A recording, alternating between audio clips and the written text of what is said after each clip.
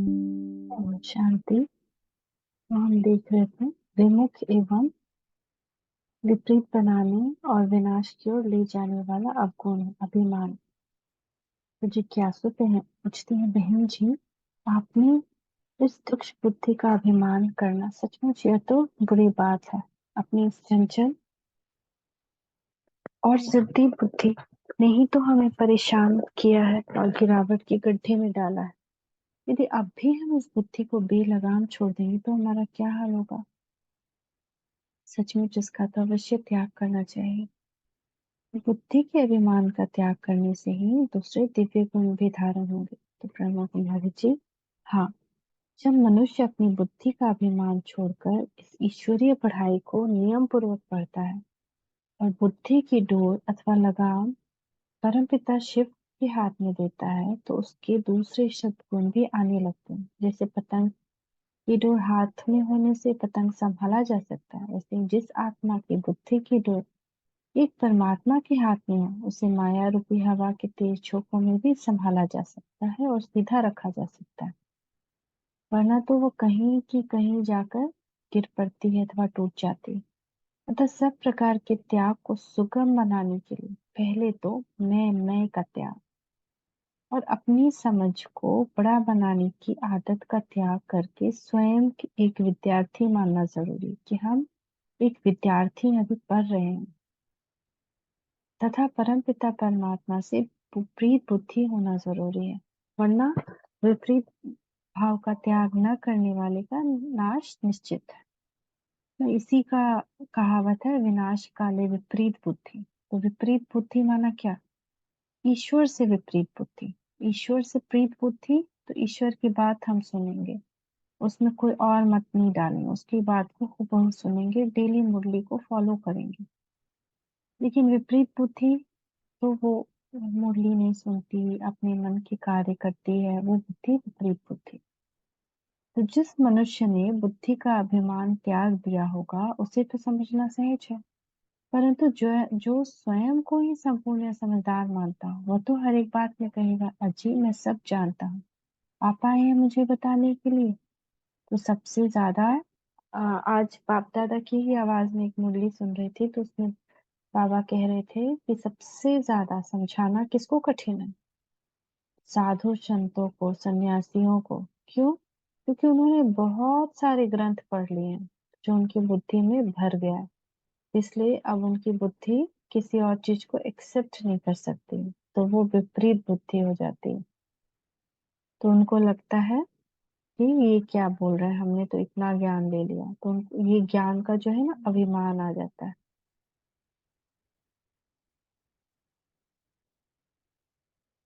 तो जिस मनुष्य ने बुद्धि का अभिमान त्याग दिया होगा उसे तो समझाना सहज है, परंतु जो स्वयं को ही संपूर्ण या समझदार मानता होगा वो तो हर बात में कहेगा, जी मैं सब जानता हूँ, आप आए हैं मुझे बताने के लिए।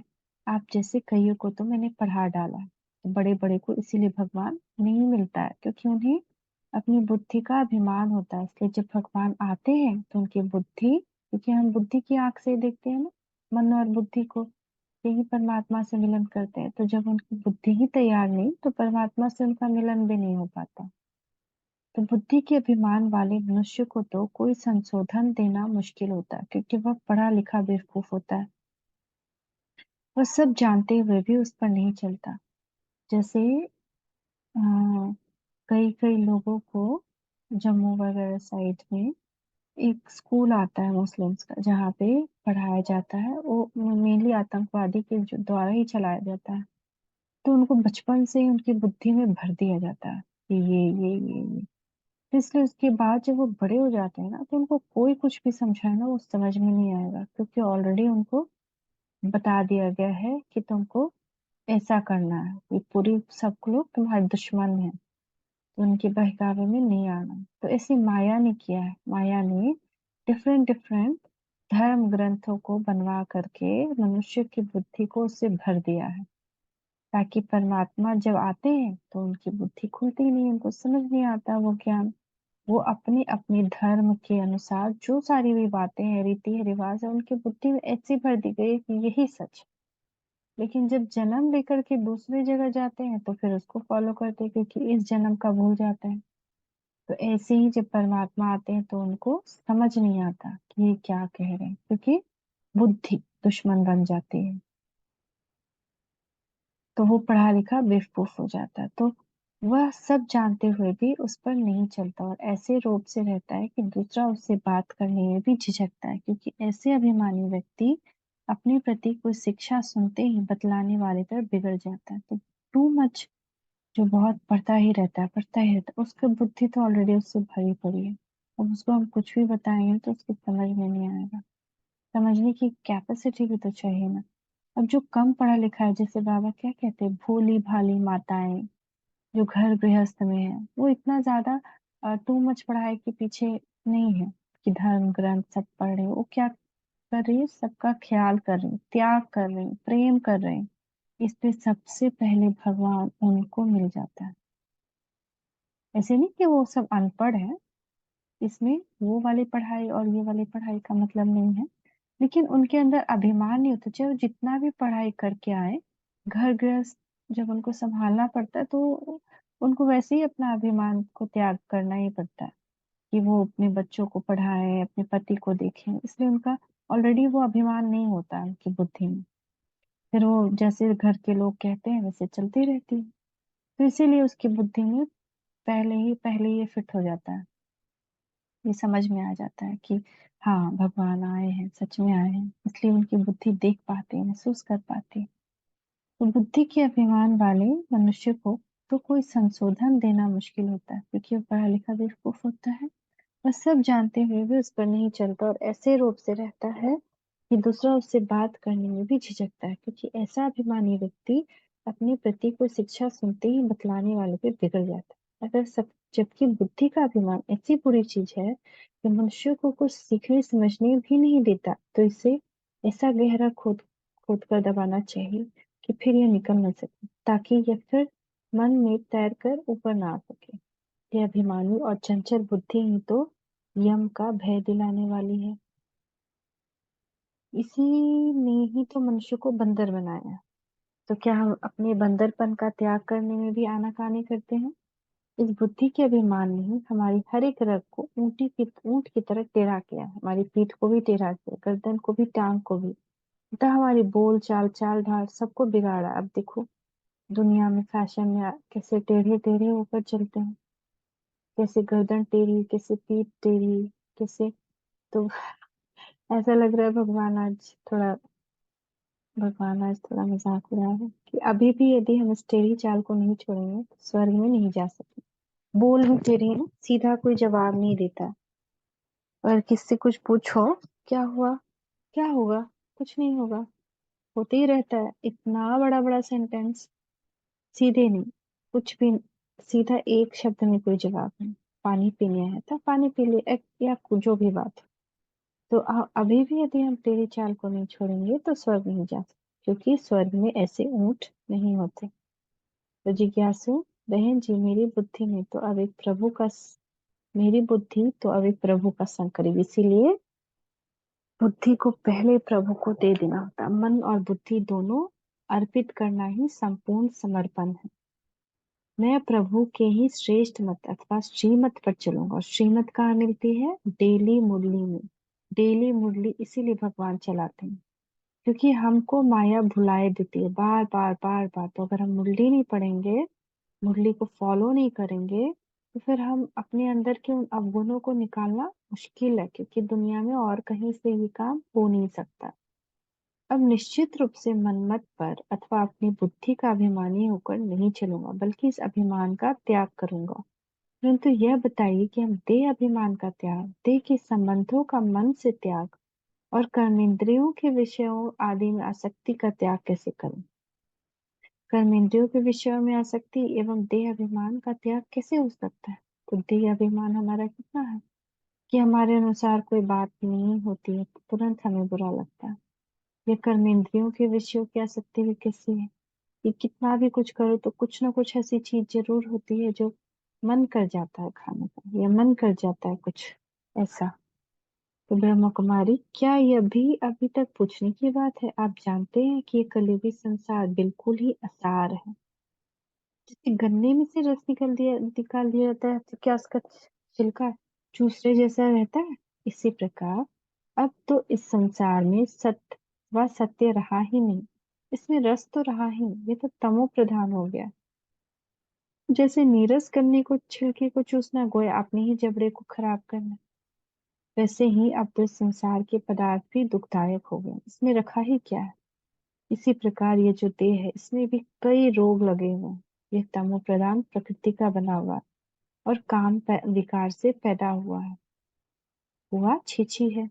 अतः इस गंदे अथवा पतित देह का अभिमान करना, ये कर्मेंद्रिय के तमो प्रधान में सार विषयों के पीछे आसक्त होकर स्वार्थिक राज्य भाग्य गंवाना तो मेरी मूर्खता है कि स्वर्ग जैसा सुंदर राज्य सुंदर देश हम इस कलयुग के कारण हम छोड़ दें। इस मिट्टी के पीछे पड़कर जीवन मुक्ति को घमाना और धर्मराज के फांसी के तख्ते पर उल्टा लटकने की तैयारी करना, क्या यह बुद्धिमत्ता है? नहीं। अतः कर्मेंद्रियों के विषय में आसक्ति को या तृष्णा को एक धक से छोड़ना चाहिए, वरना यह तो अपने हीरे तुल्य जीवन को कौड़ियों में के बदले गंवाने जैसी बात है। तो देह अभिमान के बहुत रूप होते हैं, परंतु यह मालूम रहे कि देह अभिमान भी कोई एक रूप धारण करके नहीं आता, इसके अनेक रूप हैं। देह अभिमान का एक लक्षण तो यह है कि वह देह रूपी हद का अभिमानी होने में हर एक बात के हद में फंसा हुआ है। उदाहरण तौर पर वह अपने ही लौकिक घर संबंधियों में सारा दिन फंसा हुआ है। ये सारा संसार मुझ आत्मा का घर है। सभी आत्माएं मेरे भाई भाई, इन सबके प्रति मेरा कुछ कर्तव्य है।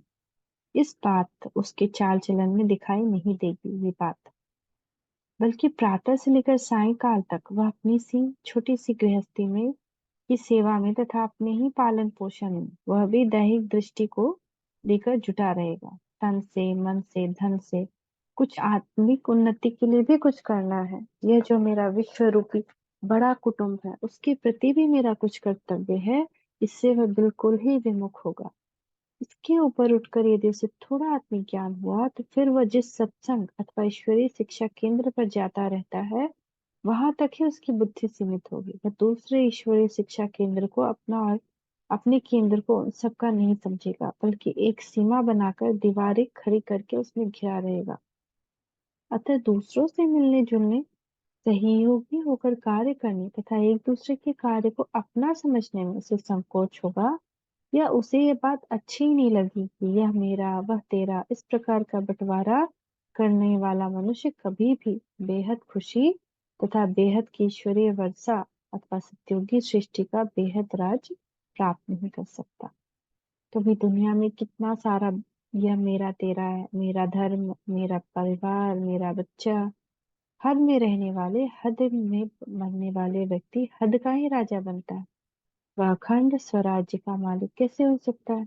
तो इस प्रकार देह अभिमान के वश में होकर हद में रहना, गोया हद का पुरुषार्थ करना और हद की ही प्राप्ति का भागी बनना, ये समझकर मनुष्य को ऐसा देह अभिमान त्याग देना चाहिए। सबसे पहले अपने देह की तरफ से जो उसका सारा ध्यान और सारा कर्म रहता है, उस हद से निकलकर तथा देह के संबंधियों पर ही सारा जीवन लुटाने की हदबंदी से निकलकर मनुष्य को लोक कल्याणार्थ भी तन मन धन और समय लगाने के लिए तत्पर होना चाहिए। जो ऐसा नहीं करता, समझना चाहिए कि उसने देह अभिमान का त्याग नहीं किया, ना ही दैहिक संबंधियों के प्रति ममत्व का मानसिक त्याग किया। ऐसे मनुष्य का मन बार बार अपने घर और संबंधियों की ओर भागता होगा, क्योंकि अभी उसका मोह का त्याग या ममत्व का संन्यास नहीं किया। तो समझना चाहिए कि ईश्वर से तथा ईश्वरीय परिवार से उसका आत्मिक नाता तथा प्यार उसमें दिखाई नहीं देता।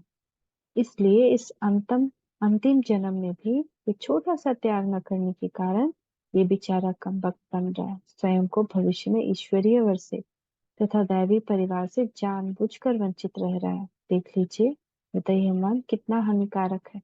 इस प्रकार स्वयं को समझाकर अब चाहे कैसी भी परिस्थिति क्यों ना आए, देह देह के संबंधों आदि से स्वयं को कुछ अवकाश देकर अपने आत्मिक कल्याण तथा दूसरों को भी आत्मिक सेवा करने के लिए कुछ करना चाहिए। और जितना प्यार दैहिक मित्र संबंधियों, पुत्रों या पिता से करते हैं, उससे अधिक प्यार परम पिता परमात्मा से तथा अपने अलौकिक परिवार से होना चाहिए।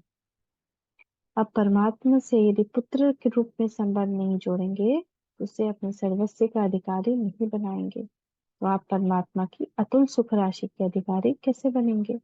अगर हमने परमात्मा से सारे रिश्ते नहीं जोड़े, उसको अपना पुत्र नहीं बनाया, जैसे सबको खिलाते हैं वैसे सबसे पहले माँ क्या करती है? खुद खाने के पहले बच्चे को खिलाती है। ऐसे ही अगर हमने उसे अपना बच्चा नहीं माना है, उसको पहले नहीं खिलाते, तो फिर वो भी हमें अधिकारी कैसे बनाएगा? लेकिन अगर उसको हम खिलाते हैं, उससे इतना प्रेम जोड़ा है हमें, तो वो उससे पदम गुना ज्यादा प्रेम करेगा, बहुत प्रेम करेगा, सबसे आगे वो पहुंच जाएगा। सुबह जब भी खाना बनाए, कोई भी सात्विक खाना बिना लहसुन प्याज वाला, अगर कोई खाना ऐसा बना है, तो सबसे पहले अपना रिश्ता उस बेटे से जोड़ें। कहीं मेरा शिव बेटा सबसे पहला आने वाला, तुझको खिलाऊंगी, तभी ये दुनिया खाएगी। और फिर सबको ये खाना ऐसे दे कि प्रभु प्रसाद है। घर में सबके मन में बहुत सुख शांति आएगी। ओम शांति, ओम शांति, ओम शांति।